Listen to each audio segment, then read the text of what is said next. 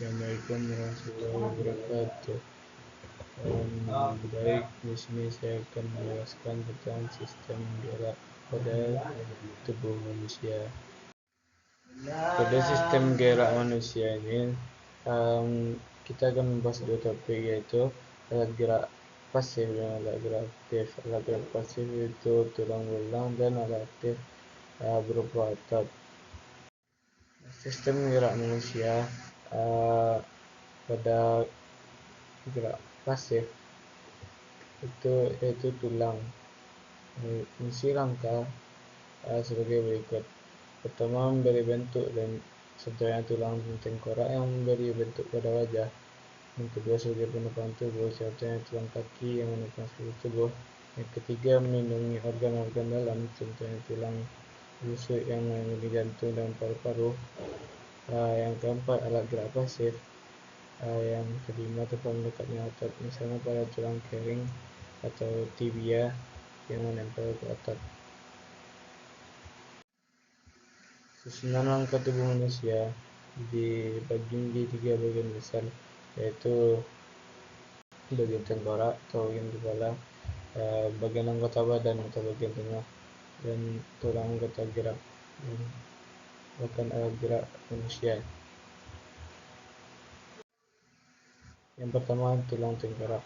Tulang tengkorak terdiri dari beberapa alat bagian-bagian yang lain, seperti tulang dahi, tulang tapis, tulang hidung, maksila, gigi, mandibuta, tulang kepala belakang, tulang pelipis, dan tulang ubun-ubun.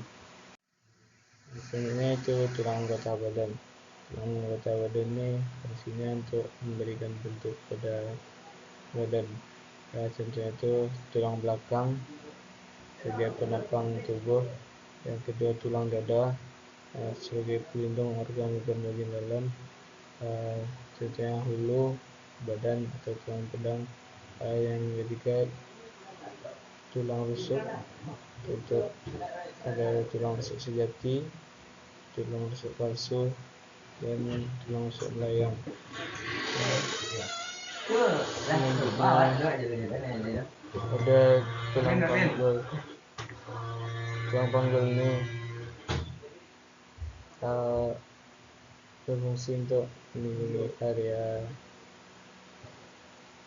bagian bawah.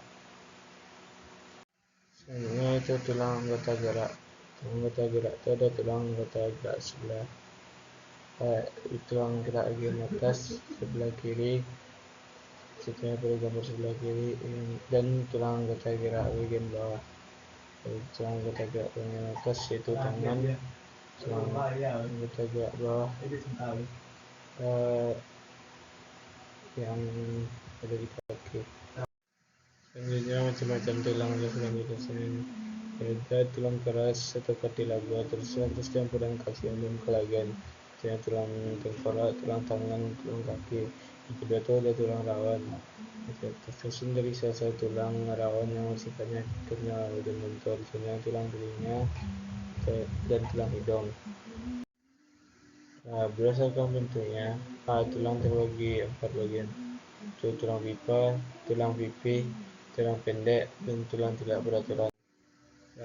Selanjutnya kita akan membahas persendian.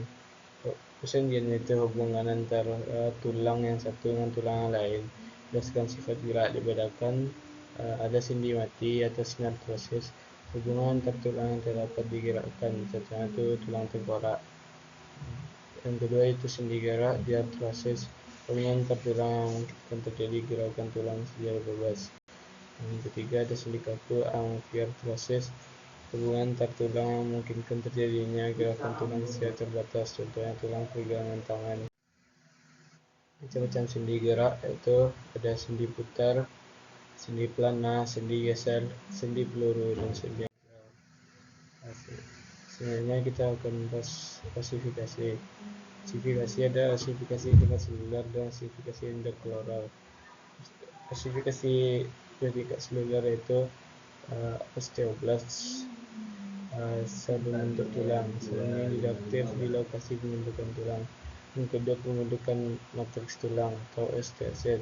Yang ketiga, diferensiasi menjadi osteosit. Yang keempat, mineralisasi kalsifikasi yang matriks yang sudah terisi asid kemudian mengeras dengan pengendapan garam-garam anorganik terutama kalsium dan fosfor. Selanjutnya pada klasifikasi endokloral dan cartilagohyalin terbentuk. Yang kedua, cartilago mengalami klasifikasi dengan para tulang periosteal endocrinal diaphysis. Yang ketiga, pusat klasifikasi prima terbentuk di diaphysis di posisi osteosit.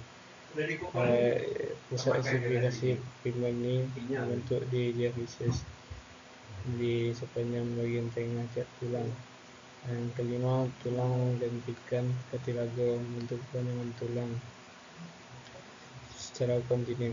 Yang keenam, lempeng epifisis mengalami ossifikasi dan membentuk garis epifisis ketika perawatan dicapai. Selanjutnya yaitu otot. Otot yaitu otot polos. Otot polos terletak pada organ-organ dalam seperti otot pembuluh darah, otot saluran kelamin, dan otot dinding rahim.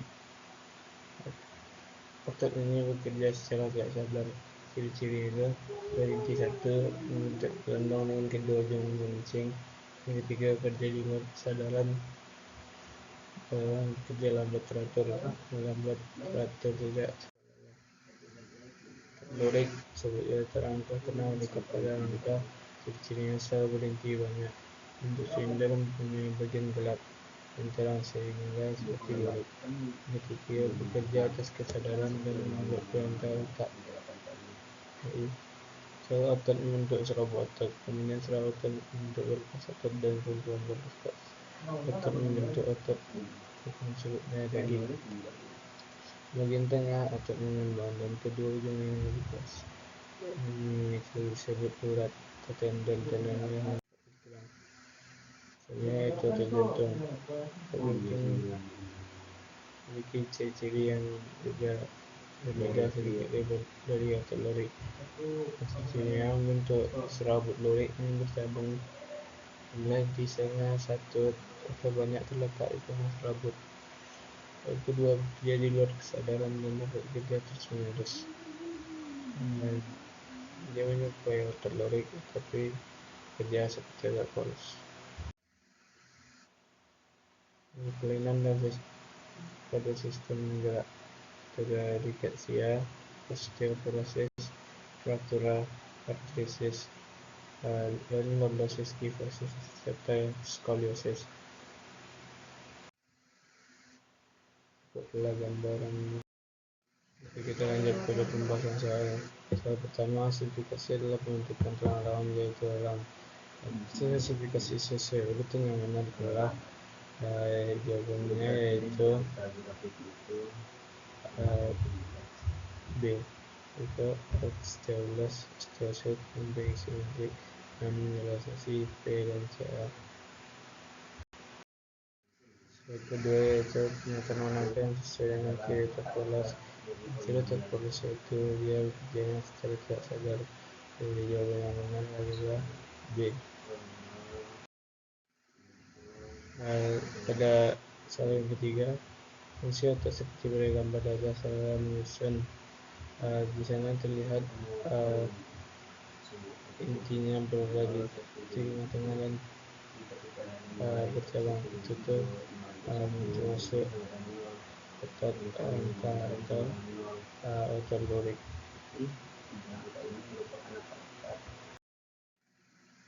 Langsung soal keempat, perhatikan gambar rangka berikut. Bagian yang ditunjuk adalah refleks focal sendi. Sendi yang terlihat dalam gambar X itu yaitu sendi pada bagian bahu. Sendi bagian bahu adalah sendi peluru soal kelima yaitu bagian yang berlabel satu bundel. Jawaban sendi pada bagian satu bundel yaitu sendi pada bagian leher dan pada bagian bahu. Jawabannya C, putar dan peluru. pada soal ini itu sendi yang ditunjukkan oleh huruf Q adalah sendi huruf Q itu sendi yang ada pada letter W, sendi yang besar. Lanjut ke soal ketujuh, kelainan tulang belakang seperti ditunjukkan oleh gambar sebutkan ada. Itu karena sering duduk dengan kepala menunduk. Ya, itu karena bisa membuat tulang jadi korosif. Itu soal nomor 8, hubungan antara otak pada tengkorak bukan contoh dari itu adalah sinergiosis. Kemudian sendi-sendi yang kerja pada tengkorak. Pada soal nomor 9, tulang dalam tidak sampai perbedaan yang membedakan kedua fungsi tersebut yaitu C1 dari hasil kombinasi hasil tulang operasi itu kan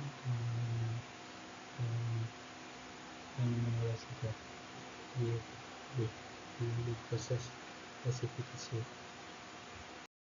Pada soal ke-10, Ricketts yang melakukan gambar tulang menggunakan contoh bentuk atau X karena itu kurang C yaitu tulang terlambat menyebabkan di tulang bentuk lain gitu.